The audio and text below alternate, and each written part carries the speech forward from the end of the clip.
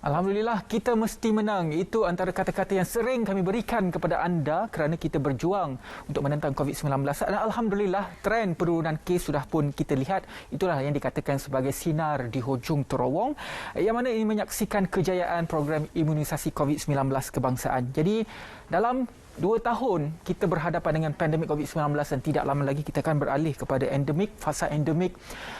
Sehingga pada hari ini, proses pengajaran dan juga pembelajaran masih lagi dilakukan secara dalam talian, walaupun ada beberapa sekolah telah pun dibuka hanya untuk pelajar-pelajar yang menghadapi peperiksaan, tetapi untuk pelajar yang tidak menghadapi peperiksaan masih lagi menggunakan cara pengajaran melalui dalam talian. Jadi untuk hari ini kita akan bercakap mengenai PDPR, tip penggunaan penjagaan dan juga keselamatan peranti. Macam mana kita nak berikan kepada anda tips-tips nak memilih telefon macam mana, nak memilih tablet macam mana, nak memilih komputer riba macam mana supaya kesihatan mata anak-anak terjamin dan juga anak-anak tidak bosan berhadapan dengan kamera sepanjang PDPR itu berlangsung. Jadi bersama dengan saya melalui talian Skype adalah Encik Muhammad Ashraf bin Muhammad Aswadi, pengarah urusan Magneto Studio, akan memberikan dan juga berkongsi kepada kita semua mengenai tips penjagaan dan juga keselamatan peranti semasa PDPR. Assalamualaikum Encik Ashraf. Encik Ashraf. Waalaikumsalam Ridwan. Selamat pagi Ridwan dan selamat pagi. Selamat pagi. Alhamdulillah. Jadi hari ini hari Jumaat, hari penghulu segala hari. Kita ambil berkat sedikitlah. Hari ini saya rasa hari yang patutlah untuk kita bercerita mengenai apakah tips dan juga penjagaan keselamatan peranti kerana apa.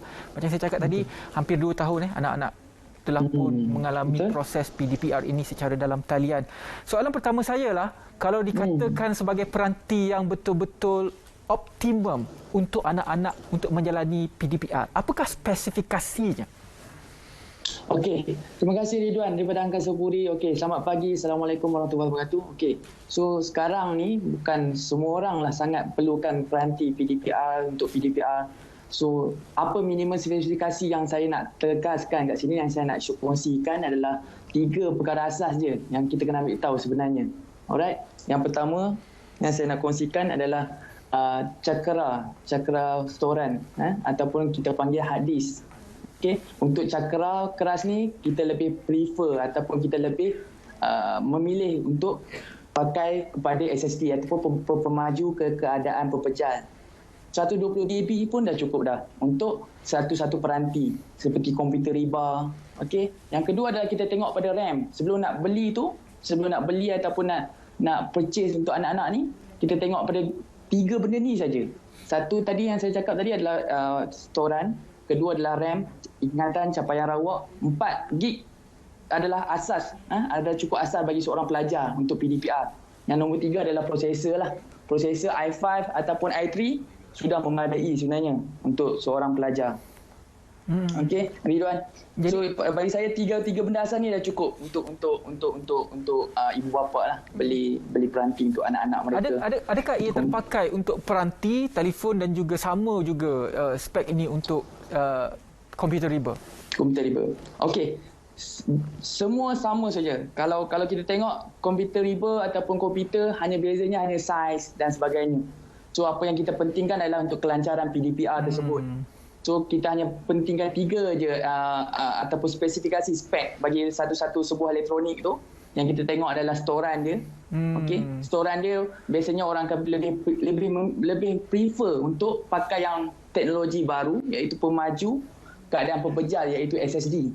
Alright, yang kedua pula orang lebih prefer untuk memilih RAM, ingatan capaian rawak dia 4 GB pun dah cukup dah sebenarnya Ridwan, untuk seorang pelajar untuk PDPR. Okey, kalau untuk prosesor pula, sekarang ni telefon pun dah ada banyak makin advance prosesor dia. So kalau bagi komputer riba, banyakkan ibu bapa lebih memilih komputer riba untuk anak-anak ada PDPR. So bagi saya i3 sudah memadai bagi seorang pelajar sebenarnya. i5 pun boleh kalau ada bajet, dan i3 dah cukup memadai sebenarnya Ridwan.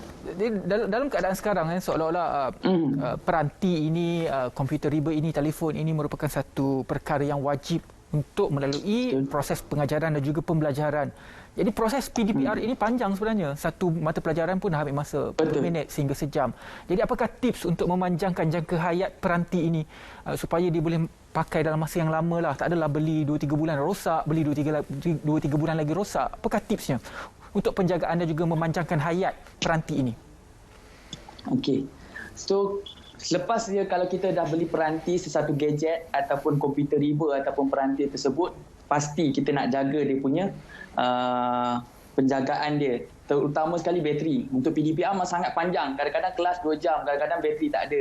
So apa yang penting adalah jangan cas. Selalu orang kata jangan cas sepanjang masa. Ya, betul. Saya setuju. Tapi dengan teknologi sekarang, ada keupayaan memotongkan aliran tu, pengecasan tu. Tapi demi untuk jangka hayat sesebuah bateri untuk peranti tu, kita elakkan cas peranti itu sepanjang masa. Walaupun kita dah ada teknologi yang baru untuk memotong pengairan pengecasan tersebut. Yang kedua pula yang boleh saya share adalah pastikan peranti keadaan kuasa dia ada dalam sekitar 40% hingga 80%. Jangan cas panjang masa, tapi make sure bateri tu ada dalam keadaan optimal. Kuasa dia dalam 40% ke 80%. So kalau dah kurang daripada 40%, boleh charge. Okay, alright. So yang selalulah yang ramai buat ni, dia tinggalkan peranti dia di dalam kereta, di dalam raga motosikal. Okay, sebenarnya peranti alat elektronik ni dia sangat sensitif dengan haba. So kalau nak tahan lama, nak tahan jangka masa panjang bateri dan sebagainya, elakkan daripada terdedah dengan haba yang panas. Okay, skrin pun akan malap kalau dah terdedah dengan panas. Ataupun kita tinggal dalam kereta dalam keadaan satu yang keadaan yang lama, kita biarkan komputer di dalam kereta, boleh juga sebabkan bateri kita cepat rosak lah. Okay. So hari sekali yang saya cuba sharekan adalah peranti kuasa tu, cubalah kita buat satu orang panggil calibration untuk menyegarkan bateri. Sebulan sekali make sure peranti kita habis langsung kuasa. Maksudnya kuasa tu dah kosong, kita akan recharge balik bagi penuh. Oh, maksudnya habis kosongkan bateri? Ya, kosongkan, habiskan bateri dan kita akan recharge balik. Ya. Recharge balik. Buat sebulan sekali, at least sebulan sekali sebaiknya, ataupun 3 bulan sekali kalau tak boleh. Tak kisahlah jenama apa pun. Jenama, ya, betul. Jenama level kayangan ke biasa-biasa pun boleh. Tak kisah. Tapi itu konsep bateri sekarang untuk menyegarkan bateri ataupun dalam bahasa Englishnya adalah recalibrate balik. Kita nak recalibrate balik bateri, kita kosongkan kuasa, baru kita charge balik. At least 3 bulan ataupun 1 bulan sekali. 1 bulan sekali. Okey. Soalan seterusnya, bila kita berhadapan dengan skrin telefon, jadi cahaya itu boleh merosakkan mata. Itu semua kita tahu. Jadi macam mana untuk kurangkan impak kesan cahaya tablet ataupun peranti tersebut kepada mata, khususnya kepada anak-anak? Okey, alright.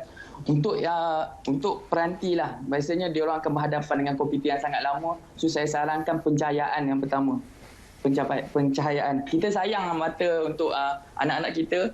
So macam nak berhadapan dengan peranti ni, so make sure pencahayaan kena cukup lah. First basic adalah pencahayaan. Yang kedua adalah komputer ni dia ada kontras dia ada keterangan dia, brightness dia tersendiri yang kita boleh adjustkan.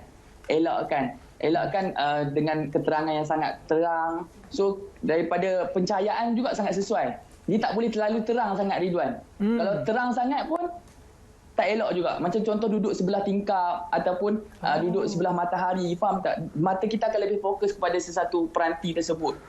So saya sarankan adalah kita ubah suai pencahayaan tu yang penting. Pencahayaan, so biasanya duduk dalam bilik dengan lampu yang separuh malap. Maksudnya separuh malap, dan kontrolkan, laraskan keterangan dan kontras cahaya untuk setiap peranti tu dia boleh ubah, laraskan.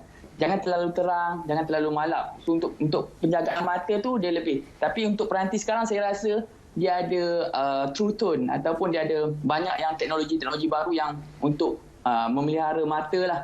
Kan? Sebab fenomena ni biasa, Ridwan. Sebab biasa kalau kita dah berhadapan lama dengan komputer, dia akan jadi dry eyes. Mata kita akan kering. Mata kita akan kering. So ada yang orang beli artificial tears untuk make sure mata tu lebih berair depan komputer. Tapi macam saya kongsikan adalah pencahayaan, dan kita boleh laraskan keterangan ataupun kontras bagi setiap peranti tersebut. Okey, kelipkan mata pun penting juga, Ridwan. Apa? Panjang kelipkan mata. Oh, kelipkan mata.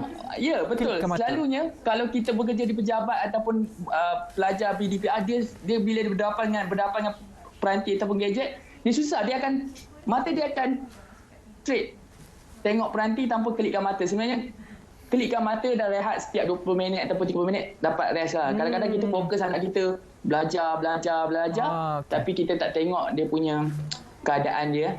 Itu semua tips yang sangat berguna daripada Encik Ashraf. Mungkin Encik Ashraf kata-kata akhir seminit 2 minit untuk beri tips kepada ibu bapa untuk membeli peranti yang betul kepada anak-anak untuk kita berhadapan dengan PDPR. Okey. Alright. Sebenarnya macam saya kongsikan untuk ibu bapa yang nak beli, masih ada lagi yang perlukan PDPR, saya elakkan untuk beli peranti-peranti. Kadang-kadang banyak sangat sekarang yang ambil kesempatan untuk jual peranti-peranti yang terpakai, yang baru. Elakkan kalau kita tengok harga tu dah tak masuk akal ataupun harga dia sangat murah daripada pasaran, saya elakkan supaya mungkin ada kecacatan. Sebab saya dalam industri baik pulih komputer ataupun peranti tersebut pun, saya dapati ramai yang beli murah dan akhirnya sekali dapat tahu kata ada masalah lain pada peranti tersebut. Alright, tengok pada keperluan juga kepada keperluan pelajar. Saya dah cakap untuk i3 dan ingatan capaian rawak RAM 4GB pun sudah cukup, 4GB pun dah cukup. Okey, yang penting pakai storan pemaju pepejar tu, SSD tu at least 120GB. Alright, tak kisah beli peranti terpakai ataupun baru, ikut pada bajet, make sure penjual tu adalah ada rekod lah ulasan pembeli dan sebagainya lah. Itu sebaiknya lah, dan pasti ada jaminan dia. Penjual pun kena ada integriti lah kan? Penjual kena ada integriti untuk memberikan maklumat yang tepat lah kepada ibu bapa, terutamanya ia melibatkan kesihatan dan juga pendidikan anak-anak kita. Terima kasih banyak-banyak kepada Encik Muhammad Ashraf Muhammad Aswadi, pengarah urusan Magneto Studio, berkongsi kepada kita mengenai tips penjagaan dan juga keselamatan peranti sepanjang PDPR. Selepas ini kita akan